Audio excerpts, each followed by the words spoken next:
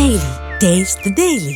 உலகத்தில் ஏற்பட்டிருக்கக்கூடிய கிரைஸ் இருக்கு பாருங்க, இது மிகப்பெரிய பரபரப்பு மட்டும் இல்லை. இப்போ 2வது கட்ட கொதிநிலை அரசியலில் வந்து அமெரிக்கா தனது மதிப்பீடுகள் எல்லாமே இழந்து போனது. அப்போ அவ சொன்னா நீ அழிச்சா ஒன்றை நம்பி இருக்கான்ல உன்னுடைய ஆட்கள் பக்கத்தில் சவுதி அரேபியா, யுனைடெட் அரபு எமிரேட்ஸ், கத்தர், அப்புறமா ஓமன் எல்லாத்தையும் நான் காலி செஞ்சேன். ஒன்று இஸ்ரேல் வரைக்கும் மிரட்டலுக்கு அவன் சொன்னா எனக்கு நீ மிரட்டலுக்கு எனக்கு ஒன்றும் முடியாது, இது வரைக்கும் நீ எல்லாம் பார்த்துட்டாய, நீ என்ன அவன் அமெரிக்கா சொன்னா உன்னுடைய வான்படைகளை அழிச்சிட்டேன், கடல் படைகளை அழிச்சிட்டேன், ஏவுகணை படைகளை அழிச்சிட்டேன், ஏவுகணை ஏவக்கூடிய தளங்களையும் நான் அழிச்சிட்டேன். யார் சொல்றா? இவங்க.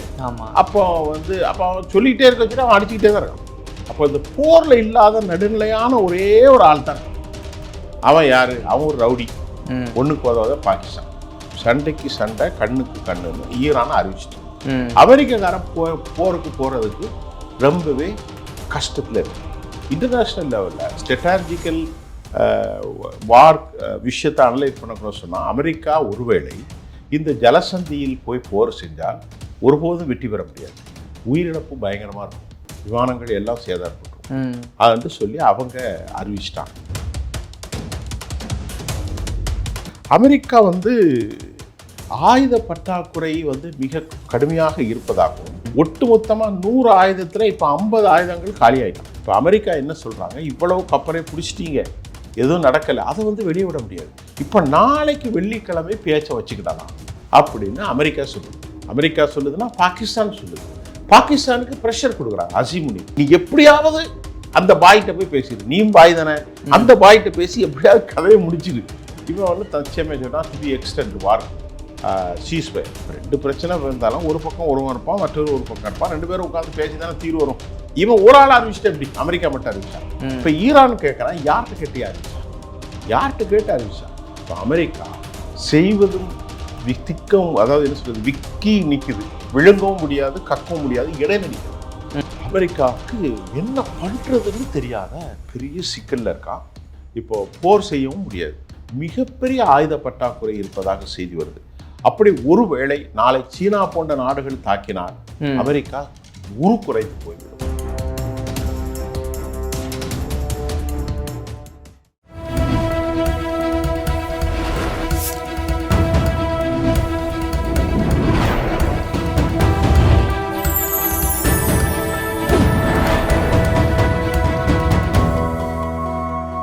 சேனல் 5 தமிழ் நேயர்களுக்கு வணக்கம். இந்த நேர்காணலில் நம்மோடு இணைந்திருப்பவர் அரசியல் விமர்சகர் திரு சுஃபியான் அவர்கள். வாருங்கள் அவரோடு பேசுவோம். சார் வணக்கம். வணக்கம் அரவிந்த். சார், இந்த உலக அரசியலில் ஈரான், இஸ்ரேல், அமெரிக்கா இந்த போரானது முடிவுக்கு வந்துருமா அப்படின்னு உலக நாடுகளே உற்று நோக்கக்கூடிய தருவாயில் இன்னும் முற்று பெறாமலே இருக்கிறது. பேச்சுவார்த்தையும் ஒரு சரியான ஒரு எல்லைக்கு சேரலை, இன்னும் அப்படியே தான் இருக்குது, இன்னும் படகு கரை சேரலை அப்படின்ற மாதிரி தற்போதைய சூழலில் இந்த போருக்கான சூழல் எப்படி இருக்குது? இன்னைக்கு காலையில் உள்ள நிகழ்ச்சி அப்படின்னா ஒரு பெரிய பரபரப்பு இருக்கு உலக லெவலில். எப்படி பரபரப்பு? நமக்கு இந்தியாவில் நம்ம தமிழ்நாட்டில் மக்கள் வாக்களிக்கிறார்கள், இது நமக்கான பரபரப்பு, இது ஒரு தேர்தல் ஜனநாயகம். ஆனால் இது இன்னைக்கு முடிஞ்சிடும். ஆனால் இப்போ உலகத்தில் ஏற்பட்டிருக்கக்கூடிய கிரைஸ் இருக்கு பாருங்க, இது மிகப்பெரிய பரபரப்பு மட்டும் இல்லை. இப்போ 2வது கட்ட கொதிநிலை அரசியலில் வந்திருக்கு. இப்போ அமெரிக்கா என்ன பண்ணான்னா, அமெரிக்கா தனது மதிப்பீடுகள் எல்லாமே இழந்து போனது. அதுக்கு நான் சில காரணங்களை உங்கள்கிட்ட சொன்னால் கரெக்டாக இருக்கும். அமெரிக்கா ஹெர்மூஸ் வளைகுடாவில் தனது படைகளை கொண்டு நிறுத்தி இங்கே பாடுறா, கப்பல்கள் இங்கே போகக்கூடாது, அங்கேயும் போகக்கூடாது, பிளாக்ஹெட், அதாவது தடையே போட்டான் அமெரிக்கா. அதுக்கு முன்னாடி அவன் என்ன சொன்னான்னா, ஹெர்மூஸ் வளைகுடாங்கிறது என் நாட்டில் உள்ள கடற்கரையிலிருந்து உள்ள 21வது நாட்டிகைல் மைலில் இருக்குது. It is our own territorial integral part of எங்களுடைய ஈரானுக்கு உள்ளது. இதில் அந்த 8 கிலோமீட்டர் ஆழமாக போகிறதுல கப்பலுக்கு நான் கட்டணம் வசூலிப்பேன். நம்ம ஊரில் டோல்கேட் போடுறோம் பார்த்தியா, இதே மாதிரி நான் வசூலிப்பேன்னு அவன் சொல்கிறான். இப்போ அமெரிக்கா, மற்ற நாடுகள், சிங்கப்பூர், யூரோப் நாடுகள்லாம் சொன்னது அது பொதுவானது. அப்போ அவன் சொல்கிறேன், பொதுவானதுன்னா நீங்கள் மற்ற நாடுகள்லாம் வசூல் பண்ணுறீங்க. இது அவனுக்கு சொல்லி கொடுக்குறது யாருன்னா, இது வரைக்கும் ஹெர்மூஸை பற்றியே பேச்சு இல்லை.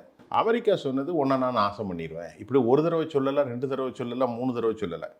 உன்னுடைய கலாச்சாரத்தை அழிப்பேன், உன்னுடைய நாகரிகத்தை அழிப்பேன், பண்பாட்டை அழிப்பேன், உன் மக்களை அழிப்பேன், உன் நாட்டில் உள்ள மின்சாரத்தை அழிப்பேன், கட்டமைப்பை அழிப்பேன், எல்லாத்தையும் அழிச்சிருவேன் அப்படிங்கிறான். இப்போ அவன் சொன்னால் நீ அழிச்சா ஒன்றை நம்பி இருக்கான்ல உன்னுடைய ஆட்கள் பக்கத்தில் சவுதி அரேபியா, யுனைடெட் அரபு எமிரேட்ஸ், கத்தர், ஜோர்டான், எகிப்து, அது பக்கத்தில் பஹ்ரைன், அப்புறமா ஓமன், எல்லாத்தையும் நான் காலி செஞ்சுருவேன். ஒன்று இஸ்ரேல் வரைக்கும். அந்த நாட்டில் தண்ணியே கிடையாது. தண்ணி எங்கேருந்து வருது? சவுதி அரேபியாக்கெல்லாம் கடலில் இருக்கக்கூடிய உப்பு தண்ணியை வந்து டீசால்டினேஷன் பிளானில் போட்டு அதை வந்து தான் குடிக்கிறாங்க. அப்புறம் அதையும் அடித்து நாசம் பண்ணி எலக்ட்ரிசிட்டி பண்ணக்கூடிய அதை மிசைலில் அடித்தாச்சுன்னா ஒரு மாடி 140 மாடி, 150 மாடி, 200 மாடி, 160 மாடி, இப்படி தான் இருக்கும். கீழேருந்து மேலே மனுஷன் போகவே முடியாது. அதனால் இப்போ அவன்லாம் அலறான். யார்? Saudi Arabia. ஏன்னா பட்டிருக்கான். ஈரான் யார்? இது வரைக்கும் ஈரானை பற்றி ஒன்றும் தெரியாது. இப்போ ஈரான் எல்லாவற்றையும் அடித்து நாசம் செய்ததுனால இப்போ அமெரிக்காக்காரன் என்ன பண்ணுறான்? விற்கவும் முடியாமல் கக்கவும் முடியாமல் ரெண்டுக்கு இடைப்பட்ட நிலையில் நின்று மிரட்டி பார்த்தான். மிரட்டலுக்கு அவன் சொன்னான், எனக்கு நீ மிரட்டலுக்கு எனக்கு ஒன்றும் முடியாது, இது வரைக்கும் நீ எல்லாம் பார்த்துட்டாயா, நீ என்ன? அவன் அமெரிக்கா சொன்னான், உன்னுடைய வான்படைகளை அழிச்சிட்டேன், கடல் படைகளை அழிச்சிட்டேன், ஏவுகணை படைகளை அழிச்சிட்டேன், ஏவுகணை ஏவக்கூடிய தளங்களையும் நான் அழிச்சிட்டேன். யார் சொல்கிறா? இவங்க. ஆமாம். அப்போ அவன் சொல்லிக்கிட்டே இருக்க வச்சுட்டு அவன் அடிச்சுக்கிட்டே தான் இருக்கான். அப்போ எல்லாரும் கேட்குறான், ஏன்பா அழிச்சிட்டேன்னு சொன்னால் அவன் எல்லாத்தையும் அழிச்சிட்டு தானே இருக்கான். வான்படைகளை ஏர்போர்ட்டை அழிக்கிறான், கடல் படைகளை அழிச்சாச்சுங்கிறான், கப்பலுக்குள்ளே எல்லா படையும் அழிச்சிட்டு தான் இருக்கான். இப்போ அமெரிக்கா என்ன பண்ணுறான்? என்னதாவது செய்யணும் அப்படின்னு யார்கிட்டையும் பேச முடியாது. பேசுறதுக்கு இந்த பக்கம் கத்தர் இருந்தால் அவனே அடிக்க உள்ளாகி உலகத்தில் 90% இருக்கக்கூடிய சிஎன்ஜி ஆயில் கத்தர் வந்து முடிஞ்சு போச்சு, சவுதி அரேபியா முடிஞ்சு போச்சு, எல்லாருமே வந்து போரில் இருக்காங்க. அப்போ இந்த போரில் இல்லாத நடுநிலையான ஒரே ஒரு ஆள் தான் இருக்கான். அவன் யார்? அவன் ஒரு ரவுடி, ஒன்றுக்கு உதவாத பாகிஸ்தான். அவனுக்கு இவன் காசு கொடுத்தா தான் அவன் வேலை நடக்கும்.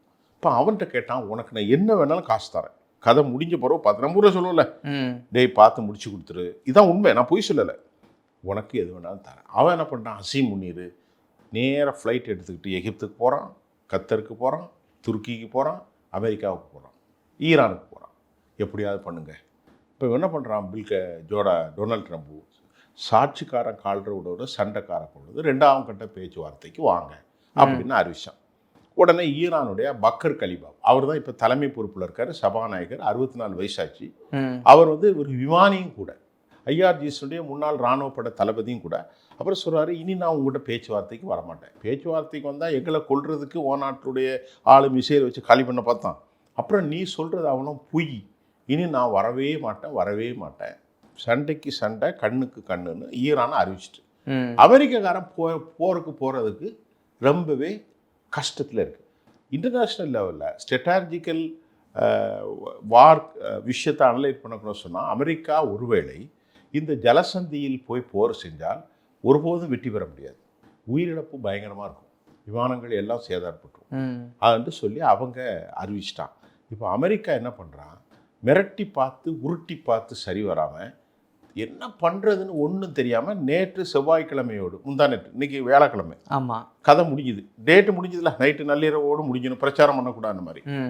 இவன் வந்து தச்சமே சொன்னால் to be extend war ceasefire, அதாவது போர் நிறுத்தம் இன்னும் நீடிக்கிறது என்று ஒருத்தனா அறிவிச்சிட்டான். இப்போ 2 பிரச்சனை இருந்தாலும் ஒரு பக்கம் ஒருவன் இருப்பான், மற்றொரு ஒரு பக்கம் இருப்பான், 2 பேரும் உட்காந்து பேசி தானே தீர்வு வரும். இவன் ஒரு ஆள் அறிவிச்சிட்டா எப்படி? அமெரிக்கா மட்டும் அறிவிச்சா? இப்போ ஈரான் கேட்குறான், யார்கிட்ட கேட்டு அறிவிச்சா அப்படின்னு சொன்னோன்னா, ஈரானுடைய கப்பலை ஒன்றா ஒரு 4 நாளைக்கு முன்னாடி கரெக்டாக என்ன பண்ணிட்டா, இன்ஜின் பார்ட்ஸில் அடித்து நிறுத்தி அந்த பிடிச்சி அதில் சீனாவிலேருந்து சோடியம் பெர்குளோரைடு அப்படிங்கிற ஒரு பாலிஸ்டிக்ஸ் மிசைலுக்கு போகக்கூடிய அடிப்படையில் உள்ள அந்த மருந்துகள் என்பது கெமிக்கல்ஸ், அதை நாங்கள் கைப்பற்றிட்டோன்னு பிடிச்சி ரொம்ப பந்தா பண்ணான். இவன் என்ன பண்ணான்? அப்படியா பண்ணுறா அப்படின்னு சொல்லிட்டு நேற்று 3 அமெரிக்க கப்பலை காலிப்பட்டான். ஒன்று ஓமன் கடலில் இருக்கக்கூடிய இஸ்ரேல் பிராங்க், அந்த கப்பல் பேர் பிரிட்ஜ், இன்னொரு கப்பல் ஹெர்மூஸ் வளைகுடாவுக்குள்ளே வந்தது, இன்னொரு கப்பல் அங்கே தான். இந்த 3 கப்பல் கிடையாது, ஒரு கப்பலை நீ பிடிச்சா நான் 3 கப்பலை பிடிப்பேன் அப்படின்னு ஈரானுடைய ஐஆர்ஜிசி அமெரிக்கா சார்பு அமெரிக்காவுக்குள்ள ஹெர்மூஸுக்குள்ளே வந்துகிட்டு இருந்த கப்பலை பிடிச்சிட்டான். இப்போ அமெரிக்கா செய்வதும் திக்கவும், அதாவது என்ன சொல்கிறது, விக்கி நிற்குது, விழுங்கவும் முடியாது, கக்கவும் முடியாது, இடையில நிற்கிறார். அமெரிக்காவுக்கு என்ன பண்ணுறதுன்னு தெரியாத பெரிய சிக்கலில் இருக்கான். இப்போது போர் செய்யவும் முடியாது, போர் செய்கிறதுக்கு அவர்கள்ட்ட வேறு எந்த விதமான வாய்ப்பும் இல்லை, போர் செய்தாலும் அவர்களால் வெற்றி பெற முடியாதுங்கிற படுமோசமான சூழ்நிலையில் இன்னைக்கு இருக்காங்க. இல்லை, இப்போ தற்போதைய சூழலில் அமெரிக்க அதிபர் டொனால்ட் ட்ரம்ப் அவருடைய நிலைமை எப்படி சார் இருக்கு? பின்னடைவுல தான் நோக்கி போய்கிட்டு இருக்கா? இது ஒரு நல்ல கேள்வி. ஒரு சம்பவத்தை உங்களுக்கு சொல்கிறேன். நான் சொல்லலை, CNN வெளியிடுது. வால் ஸ்ட்ரீட் ஜேர்னல், CNN இல்லை, Wall Street Journal. Wall Street ஜேர்னலுடைய நீங்கள் போய் பார்க்கலாம். இங்கே நம்ம நிகழ்ச்சியை பார்க்குறவங்க வால் ஸ்ட்ரீட் ஜேர்னலை பார்க்கலாம். அமெரிக்கா வந்து ஒரு முட்டாள்தனம்னு பண்ணியிருக்கான். என்ன முட்டாள்தனம்னா, இவ்வளோ நாள் நடக்கும்போது இடையில அமெரிக்கா ஃப்ளைட்டை ஒன்று சுட்டான். ஆமாம். சுட்ட உடனே விமானியை காணாமல் போயிட்டான் அப்படின்னு ஒரு தகவல் வந்துச்சு. பல விஷயங்கள் உண்மை கிடையாது, பல விஷயங்கள் பொய்கள் தான். அப்படி இருக்கும்போது அமெரிக்கா பெரிய முட்டாள்தனத்தை செய்தார்கள் என்று வால் ஸ்ட்ரீட் ஜேர்னல் அமெரிக்காவிலிருந்து ஒரு செய்தி வந்திருக்கு. நீங்கள் கேட்டது பின்னடைவா அப்படின்னு கேட்டீங்க. ஆமாம். யாருக்கு? டொனால்ட் ட்ரம்புக்கு. அப்போ ஒரு சம்பவம். அமெரிக்கா வந்து மெயின் ஆப்ரேஷன் நடக்கும்போது சைட்ல இருந்து லைவ் பண்ணுவாங்க. ஒசாமா பின்லேடனை 2011 நைட்டு காலி பண்ணாங்க. அப்போ அமெரிக்க அதிபர்கள் எல்லாரும் அமர்ந்து உட்காந்து, ஒபாமா எல்லாரும் உட்காந்து அதை ரசிச்சுட்டு இருந்தாங்க. அவங்க பார்ப்பாங்க. அதே மாதிரி இந்த ஆப்ரேஷன் என்னன்னா, இந்த அவங்க இடத்துல 3 இடத்துல சரக்கு இருக்குது. ஒன்று இஸ்பஹான், மண்ணொன்று ஃபர்தோஸ், மண்ணொன்று நட்டான்ஸ். இந்த இடத்துல தான் 453 அல்லது 434 கிலோகிராம் என்ரிச் செய்யப்பட்ட செறிவூட்டப்பட்ட அணு ஃபைல்ஸ் இருக்குது. அதை தூக்கிட்டு வந்துட்டா நாங்கள் வெற்றி பெற்றோம் அப்படின்னா, அந்த சட்டி பானை மாதிரி, சட்டி பானைகளே இருக்காது, இப்படி தூக்கிட்டு வந்து உங்கள் பொன்னான வாக்குகள் எங்களுக்கு ஓடுன்னு கேட்ட மாதிரி அமெரிக்காவுடைய செனட்டில் நம்ம வெற்றி பெற்றலான்னு ஒரு ஆளை காப்பாற்றுறதுக்கு எத்தனை பேரை அனுப்பினா தெரியுமா? 150 ஃப்ளைட். அந்த 150 ஃப்ளைட்டில் அமெரிக்காவினுடைய என்ன ஃப்ளைட்லாம் போச்சுன்னா, அந்த ஆப்ரேஷனை பற்றி நான் இப்போ உங்களுக்கு சொன்னேன்னா, அதாவது கொடுமையான ஃப்ளைட்டுகள். அதாவது ஹெர்குலஸ் ஃப்ளைட்டு, அமெரிக்காவுடைய தண்டர் விமானம். அந்த ஃப்ளைட்டுடைய பேரை பாருங்க, A-19 தண்டர் விமானம், ரீப்பர் ரேடார் விமானங்கள், அப்புறமா MC-13 ஜில்ஸா, அதே மாதிரி commando flight black, commando flights வர black Hawkins helicopter and also C-10 Hercules flight. இப்படி இவ்வளோ ஃப்ளைட்டு போச்சு. இவ்வளோ ஃப்ளைட்டு எதுக்கு போச்சு அப்படின்னா, இப்போ தான் செய்தி வருது. இவ்வளோ ஃப்ளைட்டு போனது கீழே விழுந்தவனை காப்பாற்றுறதுக்கு இல்லை. இவங்க போனது அந்த சட்டிக்குள்ளே இருக்கக்கூடிய அணு ஆயுதங்களை தூக்கிட்டு வர்றது. அவர் சொல்கிறான், வால் ஸ்ட்ரீட் ஜேர்னல், நடந்ததிலே பெரிய முட்டாள்தனமான ஆப்ரேஷன் இதுதான். ஒருவேளை அடித்து அதில் குண்டு போட்டு அது சிதறி இருந்தால் பிராந்தியமே அழிந்து போயிடும். அப்படி போய் அதை போகும்போது லைவில் பார்த்துட்ருக்காரு யார்? நம்ம டொனால்ட் ட்ரம்ப். அவங்களுக்கு அந்த லைவில் இருக்கும்போது அவங்க சிச்சுவேஷன் ரூம்னு ஒரு ரூம் இருக்குது அமெரிக்காவில். முக்கியமான விஷயங்களை அமெரிக்காவுடைய அதிபர், சிஏனுடைய தலைவர் எல்லாரும் உட்காந்து பார்ப்பாங்க. அப்படி பார்க்குற போது இந்த ஆப்ரேஷனில் நடந்த விஷயங்களை பார்த்துட்டு டென்ஷன் ஆகிட்டார். டென்ஷன் ஆகி பயங்கரமாக சத்தம் போடுறாரு. ஒன்று யார்? அமெரிக்க அதிபர். உடனே அவருக்கு வயசு வரை 80 ஆயிடுச்சா, ஆள் ஏதாவது ஆயிடக்கூடாதுன்னு மெதுவாக வாயை பூத்தி தூக்கிட்டு போயிட்டாங்க. தூக்கிட்டு போய் பக்கத்து ரூம்குள்ளே வச்சு தண்ணி ஜூஸ் எல்லாம் கொடுத்து, நான் சொல்லலை, வால் ஸ்ட்ரீட் ஜேர்னல் சொல்லி இப்படி ஒரு சூழ்நிலை நடந்துச்சு. கடைசியில் எல்லாம் போயிட்டாங்க. அவங்க கப்பலையும் அது ஃப்ளைட் நிறைய இழந்துட்டாங்க. இந்த மாதிரி ஒரு முட்டாள்தான் நடந்தனால அமெரிக்கா பெரும் பின்னடைவில் இருக்காங்க அப்படிங்கிறத வால் ஸ்ட்ரீட் ஜேர்னல் நீங்கள் கேட்ட கேள்விக்கு சொல்லுது. அந்த பெரும் பின்னடைவுக்கு காரணம் அது மட்டும் இல்லை, அந்த ஆப்ரேஷனை தோல்த்துட்டாங்க. இப்போ வந்து சமாதானத்துக்கு போகிறதுக்கு அதுவும் சரியில்லை. இத்தனை நாட்களாக போரிட்டு அதுவும் சரியில்லை, எதுவுமே நடக்கலை. ஈரானா வெனிசுலாவில் நிக்கோலஸ் மதுராவை மாதிரி தூக்கிட்டு வரோன்னு உள்ளே போனாங்க. போய் இன்னைக்கு 50 நாளைக்கு மேலே ஆயிடுச்சு. பில்லியன் கணக்கில் 250 பில்லியன் US$ வேஸ்ட், வெயின் எல்லாமே வேஸ்ட்டாக போச்சு. ஏராளமான உயிர்கள் இழந்திருக்கிறாங்க. அவர்களுடைய ஒட்டுமொத்த தளங்கள், சவுதி அரேபியாவில் இருக்க அராம்கோ, புஜைரா, அதே போன்று மிலிட்ரி தளங்கள், மெரிடைம் பவுண்டரி கப்பற்படை தளங்கள், குவைத், பஹ்ரைன், யுனைடெட் அரபு எமிரேட்ஸில் இருக்கிற CIA உளவு அமைப்பு ரியாதில் இருக்காது, அராம்கோ, அதே மாதிரி அல் உதீது தளம் கத்தரில் எல்லாமே அடித்து 15 அமெரிக்க தளங்களும் விமான தளங்களும் காலியாயிட்டு, அமெரிக்காவுடைய ஆட்களும் காலியாயிட்டாங்க. இந்த சம்பவம் எல்லாமே ஈரான் வந்து அப்பர் ஹேண்ட். இல்லை, ஈரானோட அப்பர் ஹேண்டுன்னு சொல்கிறீங்க, ஆனால் ஆயுத பற்றாக்குறை அமெரிக்காவுக்கு பெருமளவில் இருக்குன்னு ஒரு தகவல் வருது. அது உண்மையா சார்? முதல்ல இப்போ நீங்கள் சொன்னது எல்லாமே கரெக்டான கேள்வி. அமெரிக்காவிலிருந்து அடுத்து CNN வந்து ஒரு செய்தியை வெளியிடுறாங்க. இப்போ நான் முதல்ல சொன்னது வால் ஸ்ட்ரீட் ஜேர்னல் சொன்னேன். CNN அந்த செட்டாக்குள்ள அமெரிக்கா வந்து ஆயுத பற்றாக்குறை வந்து மிக கடுமையாக இருப்பதாகவும், ஒட்டுமொத்தமாக 100 ஆயுதத்தில் இப்போ 50 ஆயுதங்கள் காலி ஆகிட்டான் அமெரிக்காவில். ஒரு பேச்சுக்கு புரிகிற மாதிரி சொன்னால், உங்கள்கிட்ட 100 ஆயுதங்கள் இருக்குது, 100 அதில் 50% நீங்கள் பண்ணிட்டீங்க. ரஷ்யாவோடு உக்ரைனோடு போர் எடுக்கும்போது 50%, அப்புறம் இப்போ காசாவில் 50%, இப்போ ஏகப்பட்ட பெர்சன்டேஜ். இந்த விஷயத்தினால இப்போ ஈரானுக்கு வந்து போரிடுவதற்கு அவர்களிடத்தில் ஆயுதம் இல்லை என்றும், இந்த ஆயுத பற்றாக்குறையை சரி செய்வதற்கு ஒரு 5 வருஷம் ஆகும். இது வந்து உடனே போயிட்டு ஃபில்டர் காஃபி போட்ட மாதிரி லெமன் ஜூஸ் போடுற மாதிரி வேலை இல்லை. அவ்வளோ டொமோஹாக்லாம் ஒரு வருஷத்துக்கே ஒரு 7000 ரொம்ப கம்மி தான், 500-600 தான் செய்ய முடியும் ஒரு வருஷத்துக்கு டொமோஹாக். அப்போ அப்படி இருக்கும்போது இன்றைக்கி ஏராளமான ஆயுதங்களை அவர்கள் காசாவில் இவனுக்கு கொடுத்து இழந்தாங்க. உக்ரைன் போரிலும் அவர்கள் இழந்து போயிட்டார்கள். இப்போ ஆயுத பற்றாக்குறை இருக்கிறனால இதை சரி செய்கிறதுக்கு 3-5 வருஷம் ஆகுனால இப்போ என்ன செய்கிறது அப்படின்னு பார்த்து அமெரிக்காவில் இருக்கக்கூடிய கார் கம்பெனிகளை கூப்பிட்றாங்க. இதுவும் சிஎன்என்ல செய்தி வருது. ஒரு கம்பெனி ஃபோர்டு, உங்களுக்கு தெரியும், ஃபோர்டு கம்பெனிக்கு ஆர்டர் கொடுத்துட்டாங்க, கார் செய்யாத, இனி வந்து மிசைல் செய். அதை மாதிரி ஜிஎம்னு ஒரு கம்பெனி, அந்த கம்பெனிக்கும் மிசைலை செய்கிறதுக்கு ஆர்டர் கொடுத்துட்டாங்க. அது மட்டும் இல்லாமல் ஈரான் தரப்பில் அமெரிக்கா போர் நிறுத்தம் வந்து இப்போ கால வரையற்ற இன்டெஃபினெட்லி, அதாவது கால வரையில்லாமல் அறிவிச்சிருக்கிறாங்க. மிகப்பெரிய ஆயுத பற்றாக்குறை இருப்பதாக செய்தி வருது. அப்படி ஒருவேளை நாளை சீனா போன்ற நாடுகள் தாக்கினால் அமெரிக்கா குறைந்து போய்விடும் என்ற தகவலை ஏறக்குறைய இந்த சென்டர் ஸ்ட்ராட்டஜிக்கல் உத்தியோகமாக என்னென்ன ஆயுதங்கள்லாம் இருக்கும் அப்படிங்கிற ஒரு நிறுவனம் ரொம்ப தெளிவாக சொல்லியிருக்கு. அடுத்த கட்டம், அதாவது சிபிஎஸ், அதாவது சிஎஸ்ஐ, சர்வதேச centre for strategic and international studies வெளியிட்டிருக்கக்கூடிய அறிக்கையில் அமெரிக்காவில் ப்ரிசிஷன் ஸ்ட்ரைக், துல்லியமாக தாக்கக்கூடிய இந்த மிசைலுடைய இருப்பு இப்போ எவ்வளோ இருக்குன்னா 45% அவர்கள் பயன்படுத்திட்டாங்க. 100ல் 45% பயன்படுத்திட்டாங்க. அது மட்டும் இல்லாமல் தாட் ஏவுகணை இருக்குது அமெரிக்காவுடைய terminal high altitude air defence system. இந்த தாட் ஏவுகணையில் இன்டர்செப்டாரில் 50% பயன்படுத்திட்டாங்க. அது மாதிரி பேட்ரியாட் இருக்குது அமெரிக்காவில், இதில் ஒரு 50% பயன்படுத்தி உள்ளாங்க என்று இந்த கருத்துக்களையும் பென்டகன் கருத்துக்களையும் நாம் ஒப்பிட்டு பார்க்கும்போது, நான் இப்போ சொன்னேன் இல்லையா, centre for strategic and international studies, இதுவும் பென்டகனுடைய கருத்தையும் ஒப்பீட்டு செய்து பார்க்கிற போது மிக துல்லியமாக இருக்கிறது என்று சிஎன்என் செய்தி வெளியிட்டாங்க. இப்போ நான் உங்கள்கிட்ட 2 சொன்னேன். ஏர் டிஃபென்ஸ் சிஸ்டத்தில் உலகத்திலே ரொம்ப பிரமாதமான ஏர் டிஃபென்ஸ் சிஸ்டம் நம்பினது அமெரிக்காவுடைய தாடு, terminal high altitude air defence system. மற்றொன்று பெட்ரியாட். இதில் எதிர்வினைகள்லேருந்து வீசப்படுவதை தடுக்கிறது. அவன் $25,000 தான் அந்த ட்ரோன் அனுப்புகிறான். யார்? ஈரான்.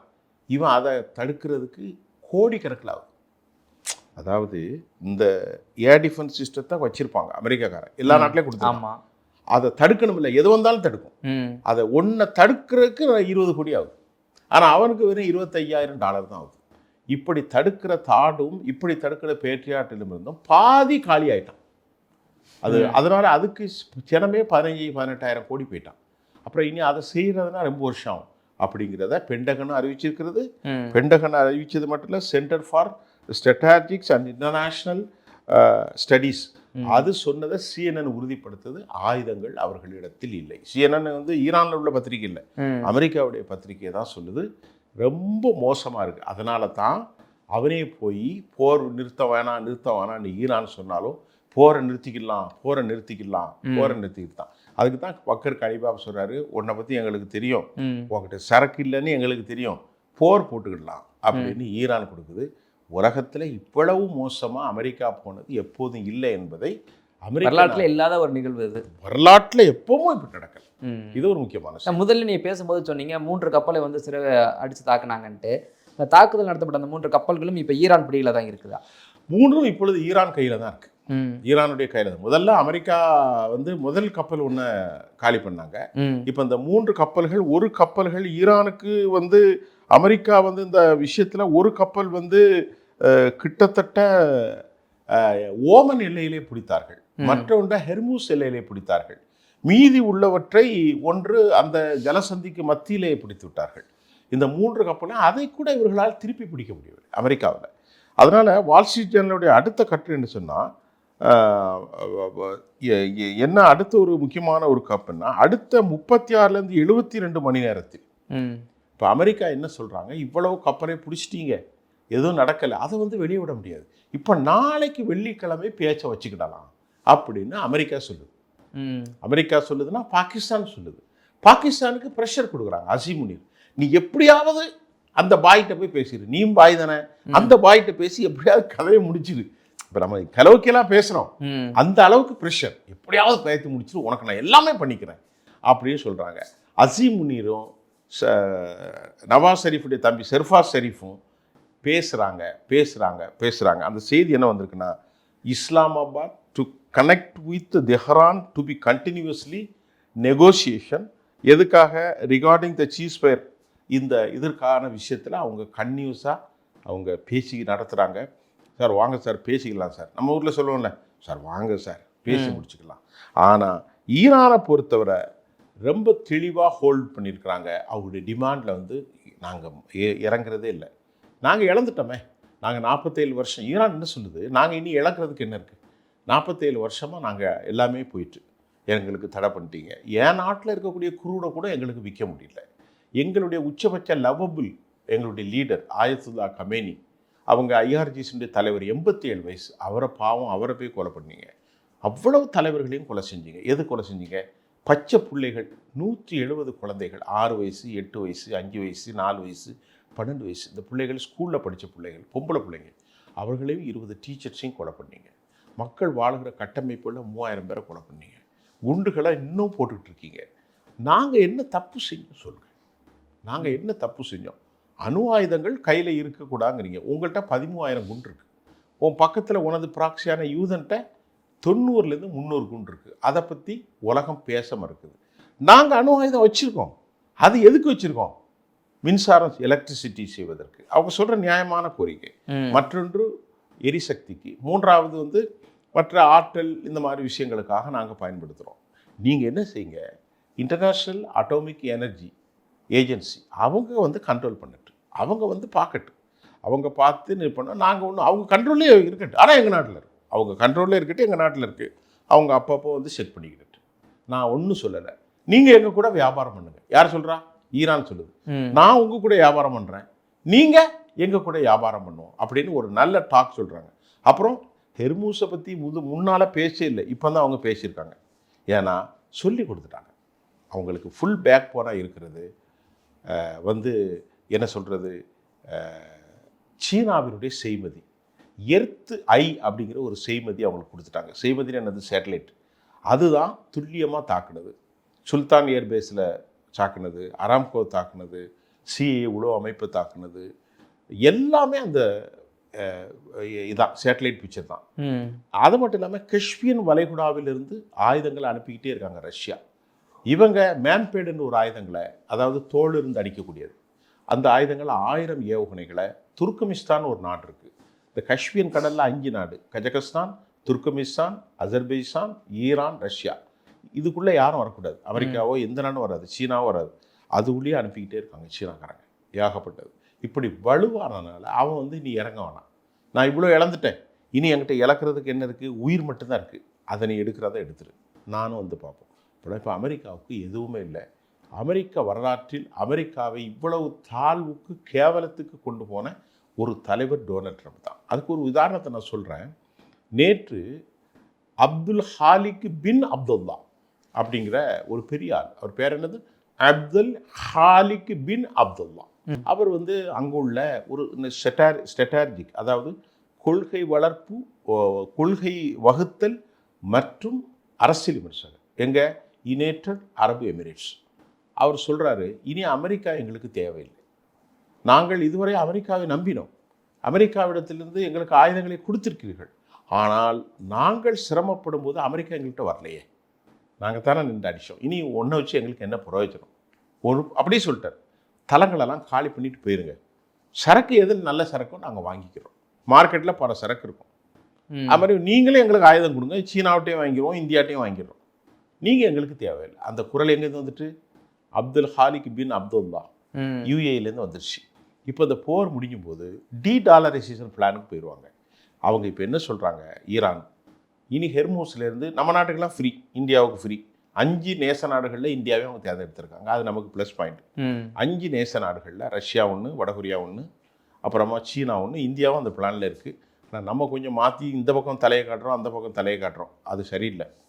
இப்போ இந்த விஷயத்தில் அவங்க என்ன சொல்கிறாங்க, நாங்கள் வந்து ஒவ்வொருவருக்கும் நாங்கள் பணம் வாங்கிடுவோம். இப்போ ஐரோப்பிய யூனியனும் சத்தம் போடுறாங்க, அமெரிக்காவும் சீனாவும் இது சிங்கப்பூரும் சத்தம் போடுறாங்க. அவங்களுக்கு அந்த பணம் கலெக்ஷன் பண்ணால் எவ்வளோ கிடைக்குன்னா வருஷத்துக்கு 5 லட்சம் கோடிக்கு மேலே கிடைக்கும். பக்கத்தில் 5-8 லட்சம் கோடி கிடைச்சா கொஞ்சம் 2-3 லட்சம் கோடியை ஓமன் கொடுத்துருவாங்க. மீதி 5 லட்சம் 6 லட்சம் கோடியை வச்சு அவங்க டெவலப் ஆயிடுவாங்க. அமெரிக்கா என்ன நினைக்கிறதுனா அவங்க கையில் பணமே கிடைக்கக்கூடாது, அணு ஆயுதமும் கையில் கிடைக்கக்கூடாது. அப்போ அவங்க என்ன சொல்கிறாங்க, மேக் அகைன் அமெரிக்கா வந்து மறுபடியும் ஒரு புதிய அளவில் வந்துடும், கிரேட் அமெரிக்கா வந்து புதிய அமெரிக்கா வரணும்னு சொன்னது அது பொய். இவங்களை பொறுத்தவரை யூதர்கள் நல்லா இருக்கணும்னு தான் விரும்புகிறாங்க. ஈரான் சொல்லுது யூதர்கள் விஷயத்தில் அமெரிக்கா வந்து தலையிட வேண்டிய தேவையில்லை, அது எங்களுக்குள்ள பிரச்சனை, எங்கள் நாட்டை அவன் ஆக்கிரமிச்சிருக்கான், ஹீஸ் அ செட்டிலர்ஸ் கண்ட்ரி அப்படின்னு அவங்க டிமாண்ட் வைக்கிறாங்க. இப்போ நாளை வெள்ளிக்கிழமை பேச்சுவார்த்தை 24ஆம் தேதி பேச்சுவார்த்தை இருப்பதாக செய்திகள் கசிந்திருக்கிறது. ஆனால் அந்த செய்தியை இதுவரைக்கும் அவர்கள் மறுக்கிறார்கள். யாரு? ஆமாம், எங்களுக்கு அப்படிப்பட்ட ஒரு யாரும் வரவும் இல்லை, சொல்லவும் இல்லை, பேச்சுவார்த்தையும் இல்லை என்று சொல்லிட்டாங்க. இப்போ நீங்கள் கேட்ட வந்து இந்த கப்பலில் முதல் கப்பல் வந்து என்னன்னா என்எஸ் பிரான்சிலா. இந்த கப்பல் எங்கே உள்ள கப்பல்னா அவங்க பிடிச்ச 3 கப்பலில் ஒரு கப்பல் இஸ்ரேல் கப்பல். ஒரு கப்பல். அதை மாதிரி முதலாவது கப்பல் ஓமன் பகுதியில் உள்ள பிரிட்ஜ் கப்பல். அதை நீங்கள் 3 கப்பல் கேட்டீங்கல்ல, முதல் ஓமன் பகுதியில் இருக்கக்கூடிய பிரிட்ஜ் கப்பல். இரண்டாவது கப்பல் ஈரானுடைய கடற்கரையை கடக்க முயன்ற போது அது கைது செய்யப்பட்டாங்க, ஈரானுடைய கடற்கரை. 3ஆம் நிலை கப்பல் ஹெர்மூஸ் ஜலசந்தி பகுதியில் நேர மிசைலை போட்டு அடித்து தூக்கிட்டாங்க. இதில் ஒரு கப்பல் நீங்கள் சொன்ன மாதிரி என்எஸ்சி பிரான்சிஸ்கோ, இது இஸ்ரேல் நாட்டிற்கு சொந்தமான கப்பல் என்றும் இந்த செய்தி மட்டுமல்ல, எங்களை தாக்கினால் ஜபல் அலி ஃபோர்ட் மற்ற எல்லாத்தையும் காலி செஞ்சிருவோம்னு சொல்லிட்டாங்க. இப்போ அமெரிக்கா என்ன செய்ய போகுது? ஒன்றுமே பண்ண முடியாது. ஆயுதங்களும் இல்லை, பணப்பிரச்சனை வந்திருக்கு, அவனுக்கு நட்பு நாடுகள் யாருமே இல்லை. நேட்டோ நாடுகள் கலந்துட்டாங்க, சவுதி எல்லாம் நீனே வேணான்ட்டாங்க, தனிச்சு நிற்கிது. சரி, இப்போ இறுதியான என்னோட கேள்வி என்னன்னா, ஒன்று அடுத்து கேட்ட பேச்சுவார்த்தை நடக்குமா, நடந்தால் அதில் முன்னேற்றம் இருக்குமா, இல்லை இதுக்கு பிறகு இந்த போர் முடிவுக்கிற பட்சத்தில் அமெரிக்காவினுடைய அந்த மதிப்பீடு உலக அளவில் எப்படி இருக்கும்? அதாவது இது ரொம்ப ஒரு முக்கியமான விஷயம். இந்த கரெக்டாக நீங்கள் எல்லாமே ஒரு சொல்லி வச்ச மாதிரி ஒரே ஆங்கிளில் கேட்டிருக்கீங்க. அமெரிக்காவின் மதிப்பீடு இனி எப்படி இருக்கும்? ரொம்ப சிறப்பான ஒரு விஷயம். இப்போ இதுவரைக்கும் நம்ம பார்ப்போம், இன்வின்சிபிள் ஃபோர்ஸ் அமெரிக்கா தான் உலகத்தில் எல்லாம். அமெரிக்காவுடைய ஆனால் அமெரிக்கா வந்து குறைச்சி மதிப்பீடு இல்லை, நான் மட்டும் இல்லை, பக்கர் கலிபாவே சொல்கிறார், அமெரிக்காவை நாங்கள் குறைக்கல. அமெரிக்காவுடைய தொழில், அமெரிக்காவுடைய இராணுவம், அமெரிக்காவுடைய கண்டுபிடிப்புகள், F-15, F-16, F-18 hornet, F-22 ரெப்டார் stealth விமானங்கள், B-2 bombers, air defence system தாட் and Patriot missile, electronic warfare system, அமெரிக்காவுடைய USS கானி ட்ரூமன், USS ஆப்ரஹாம், USS ட்ரூவோ, USS வந்து ட்ரிப்போலி, USS ஜெரால்ட் ஆர்ஃபோர்டு, அப்புறமா அமெரிக்காவுடைய சேட்டலைட் பிக்சர்கள், அமெரிக்காவுடைய இப்படி சொல்லிக்கிட்டே போகலாம்.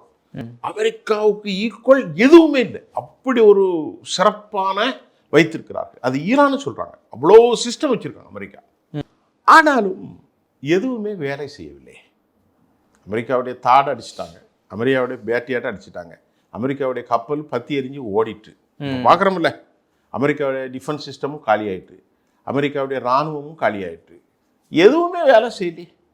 இவ்வளோ இருக்குல்ல, அமெரிக்காவுடைய F சீரியஸ் ஃப்ளைட்டை காலி பண்ணாங்க, F-35 காலி பண்ணிட்டாங்க, ஹாக்ஸை காலி பண்ணிட்டாங்க, அதே மாதிரி ஆமாம் தண்டர் விமானங்களை காலி பண்ணிட்டாங்க, எல்லாத்தையும் ஈரான் காலி பண்ணிட்டு.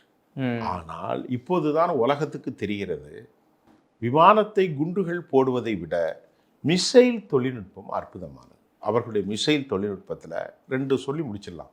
சிஜில்னு ஒன்று இருக்குது, அதுக்கு பேர் டான்சிங் மிசைல். ஆமாம். இன்னொன்று வந்து கொரம்சோர் 5 ஒன்று கண்டுபிடிச்சி வச்சுருக்காங்க, அது வெளியே வரல, அது 12,000 கிலோமீட்டருக்கு அங்கே போகும். அப்புறம் மற்ற ஃபத்தா 2 இந்த மாதிரி விஷயங்கள்லாம் கடுமையான வேகத்தில் போய் அழித்து பயங்கர சேதாரத்தை ஏற்படுத்தியது நம்ம பார்த்தோம். இப்போ அமெரிக்காவுடைய விவகாரங்களை எல்லாத்தையும் அறிந்து கொண்டது யார் தெரியுமா? ரஷ்யாவும் சீனாவும். சரி, இவ்வளோதானா? கைக்குள்ளே ஏதோ இருந்துச்சு, கையை திறந்து பார்த்தா ஒன்றும் இல்லை. இப்போ அமெரிக்கா வந்து 3 விஷயங்களை சொல்லி முடிச்சிடறேன். ஒன்று, டாலரைசேஷன், டாலருக்கு எதிராக யுவான் இந்திய பணங்கள் பயன்படுத்தக்கூடிய வாய்ப்புகள் உண்டு. நம்மை பொறுத்தவரை அவங்க ரூபியில் பயன்படுத்துவாங்க. 2வது, அமெரிக்காவுடைய கட்டமைப்புகளை பெரும்பான்மையாக இனி உலகத்தில் ஆர்டர் கொடுக்க மாட்டாங்க. ஏன்னா இது இப்பெல்லாம் பார்த்தாச்சு ஒன்றும் பெருசாக இல்லைன்று. அது அவர்களுக்கு தொழில் ரீதியாக இழப்பு. மூன்றாவது 300 லட்சம் கோடி ரூபாய் அளவிற்கு இன்வெஸ்ட் பண்ணியிருந்தாங்க 3 ட்ரில்லியனுக்கு சவுதி அரேபியா, கத்தர் மற்றும் துபாய் போன்ற நாடுகள். இப்போ அவங்க நாங்கள் மறுபரிசீலனை செய்ய போகிறோம் அப்படிங்கிறாங்க. அப்போ அந்த முதலீடுகள் அமெரிக்காவிலேருந்து எடுக்கப்படும். இப்படி ஒரு தலைவனால், மதியில்லாத தலைவனால் அமெரிக்காவினுடைய வருங்காலம் பெரும் சிக்கலை ஏற்படுத்தும்.